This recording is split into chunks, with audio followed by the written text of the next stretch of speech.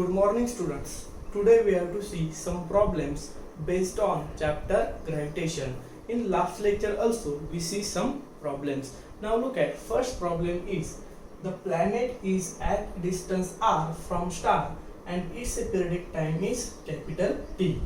If that planet is at distance 2r from star, then its periodic time will be root 8 times T, means original periodic time. That we have to prove. Okay, what is given? If a distance is at r, then its periodic time is T. But what happen if the planet is at distance to r? Here is r, here is 2r, means we increase doubles the distance between planet and star. At that time, what will be its periodic time? It will be root 8 times T. Okay, we have to see it will be correct or not. Okay, if we doubles the distance between planet and star, at that time what happened, that we have to see. So its periodic time will be root 8 times T. Will become or not, that we have to check. Okay, so for that we have to use Kepler's third law. Okay, according to Kepler's third law, square of revolution, the square of time period of revolution of a planet around the sun is directly proportional to cube of mean distance between planet and sun. Okay, so T square is proportional to r cube. That is the statement of Kepler's third law. Okay, so here that statement actually we have to use here, and by using that we have to get this proof. Okay, so first of all, when planet is at distance r, okay, when planet is at distance r, then we can say its periodic time will be T1. Okay, and then if it is at a distance 2r, means when distance get doubles, at that time we can say its periodic time will be T2. Okay, this T1 and T2 notation that we have to use for our simplicity. Okay, so initial case is periodic time T1, and if when distance get doubles, at that time its periodic time will be equal to T2. Now we can say that this is T1 square. Okay, means T1, that is the initial case when distance is r. At that time its periodic time square is a proportional to this r cube. Okay, and T2 is what? T2 is the periodic time when distance get doubles. So this T2 square will be proportional to 2r cube. Okay, so we can write here this T1 square upon r cube will be equal to T2 square divided by 2r cube is equal to constant. Okay, so here we know T1 square divided by r cube will be equal to T2 square divided by 2r cube. Okay, 2 cube is what? 2 cube is how much? 8, and r cube is r cube. So equation will become now T1 square divided by r cube will be equal to T2 square divided by 8r cube. Okay, so what do we have to find now? We have to find this T2.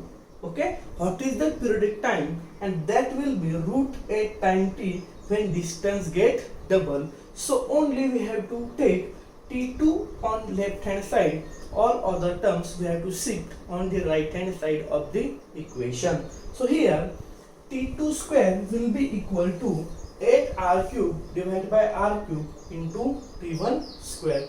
So this r cube will get cancelled. So remaining is how much? T2 square will be equal to 8 T1 square. Now we have to take square root of the both side. T2 square will be equal to T2, and 8 square root will be equal to square root of in the square root 8, and T1 square root will be equal to T1. Okay, so T2 will be equal to root 8 times T1. Okay, and that is the given here. Okay, instead of T we use here T1 for the original periodic time. Okay, so this T2 will be equal to root 8 times T1. Okay, that is the periodic time when we doubles the distance between planet and somewhat star. Okay, so here we know the periodic time is depend on the distance. Okay, because it is directly proportional according to Kepler's law. This periodic time is directly proportional to this distance, means as a distance from planet, that distance of planet from any star increases, then ultimately its periodic time will goes on increasing. Now if we observe our solar system, then we will see periodic time is not same for all the planets. If a planet is near to the sun, it has less periodic time. Okay, the first planet from the sun, it is very short on very near to the actually sun. Okay, so it take only 88 days. Okay, our earth is a third. Okay, it will take 365 days. Okay, so as the distance increases from the planet stars, ultimately periodic time of that particular planet goes on increasing. Okay, so that's a Kepler's law tells us that this periodic time square is a proportional to cube of mean distance between planet and sun. Okay, so that is why when we doubles the distance between planet and a star, at that time its periodic time will be goes on increasing, and that will be root 8 times its initial periodic time. Okay,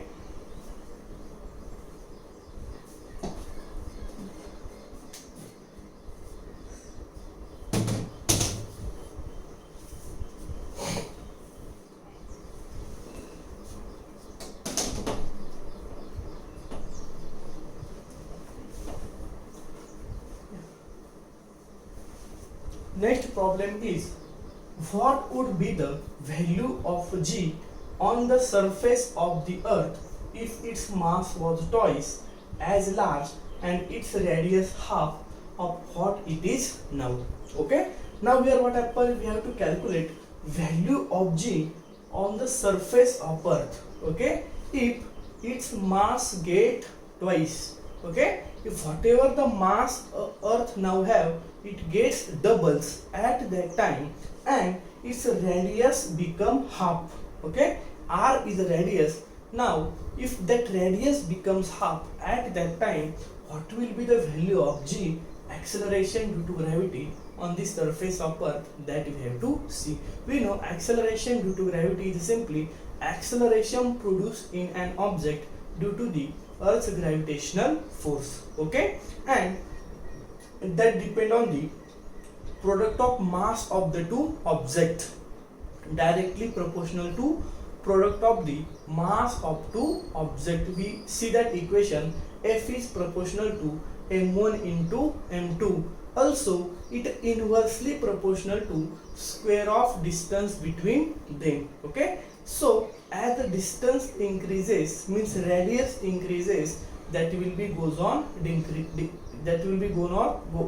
decreasing, and if we reduce radius, at that time it will be goes on increasing. So from that overall basic knowledge, we can see that if we doubles the mass and if we take half of the radius, at that time it will be goes on increase. Okay, because directly proportional to mass, as a mass increase, G will be increase, and if radius decrease, because it is in denominator, so that ratio will be high. According to that, we can say that this value will be increased. What happened, that will be seen later. Look at now here. Suppose m is a mass of earth and r is a radius of earth. Okay, we know value of G find out by this formula. Small g is equal to capital G capital N divided by r square. Okay, now here we have to take G1 and G2 value. G1 value is Earth's initial value. If a mass is m and radius is r, at that time whatever the value it will come, that is we can calculate by this condition. And this is the formula for second condition, G2. Okay, at that time we have to double the mass and radius we have to take half. Okay, at that time what happened? So we have to take this ratio now, G2 by G1. okay, that will be equal to m2 by m1 into r1 by r2 bracket square. Okay, so but now what happened, initially I say you already that this is the initial condition state. Okay, so m1 is the initial mass of a earth, means at a stable condition we don't change any mass, that is the original mass of earth. Okay, so m1 is the original mass, m2 is the change mass, r1 is the original radius, r2 is the change radius. Okay, that is the two doubles mass, that is the m2, and half radius, that is the r2. Okay, that we have to consider here. So we can say that here this m2 will be equal to 2m1. m1 is what? Original mass. What we have to do? We have to doubles that mass. Okay, so we can say that this m2 will be equal to this 2 into original mass, that is the m1. So m2 is equal to 2m1, and this r2 is what? R2 is the change radius. Okay, if original radius is r1, okay, then change radius is how much? Half of the original radius. Then we can say that r2 will be equal to r1 divided by 2.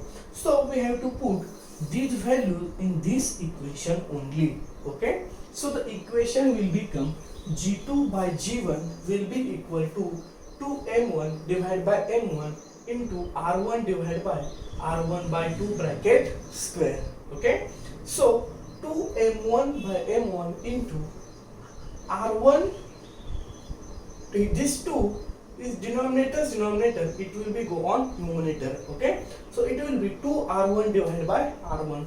So m1 and r1 from both sides will get cancelled. So only remaining here 2, and here 2 square. So 2 square is 4. 4 into 2, 8. Okay, so g2 by g1 will be equal to 8, and this g2 will be equal to 8 into g1. Okay, so this g2 is what? It is the value of acceleration due to gravity when we doubles the mass of earth and take half of its radius. Okay, so when we doubles the mass and radius becomes half, at that time g2, that is the acceleration due to gravity's value, will be 8 times original value of acceleration due to gravity. I already told you, as the mass increases and the radius decreases, at that time it will be get increase, and that will be 8 times more than its initial value. Okay, so such a way that we have to solve this problem. Okay, we have to take here two conditions, one for original, means no change in the mass and radius, and second case we have to consider for the change in mass and radius, and by comparing and taking their ratio, okay, we get the answer, and answer is g2 will be equal to 8 times g1. Okay,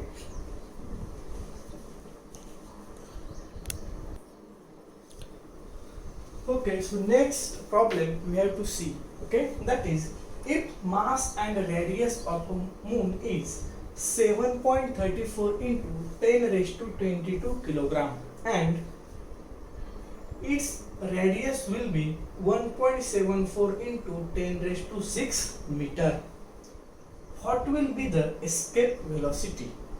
Okay, what is given?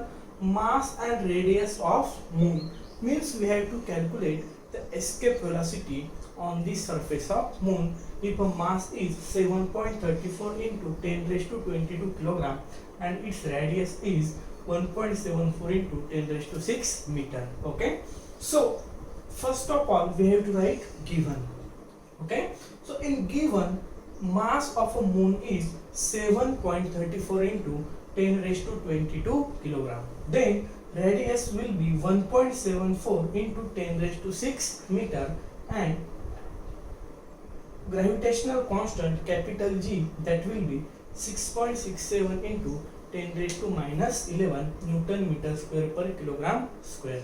Okay, so we know formula for escape velocity is equal to root 2 gm divided by r. Okay, where G is gravitational constant, M mass of moon, and R radius of moon. And escape velocity is simply what? The velocity which we have to give an object to escape it from the gravitational influence of that particular planet. Escape means what? Go away from that planet's gravitation. Means if we throw that minimum velocity, if we throw an object with that minimum velocity, then no gravitational force will act on that object. It will not fall on the surface of that planet. That a minimum velocity is called as a escape velocity. So that will be equal to 2gm divided by r. So under root 2 into g's value 6.67 into 10 raised to minus 11, m mass 7.34 into 10 raised to 22 divided by r 1.74 into 10 raised to 6. Okay, so if we calculate all that calculation and taking square root, we will get answer 2.37 kilometer per second. Means on the surface of moon, if we throw an object with that much velocity, initial velocity, okay, 2.37 kilometer per second, at that time that object will not return on the surface of moon. It will be go away from the moon's gravitational field. Okay, it will be overcome moon's gravitational field when we throw that object with that much initial velocity, and that velocity is nothing but the escape velocity, the minimum velocity through which object escapes from the planet's gravitational field, that called as a escape velocity. Okay, so today we see some problems. In last lecture also we see some problems. If you have any doubts about the problem and any theoretical part, then you may ask, comment in this video or on the our WhatsApp group or on personal number. Okay, whatever you say, I will be solve your any problem. If you have any doubts, then please ask. Okay, so next topic we will see in the next lecture. Thank you.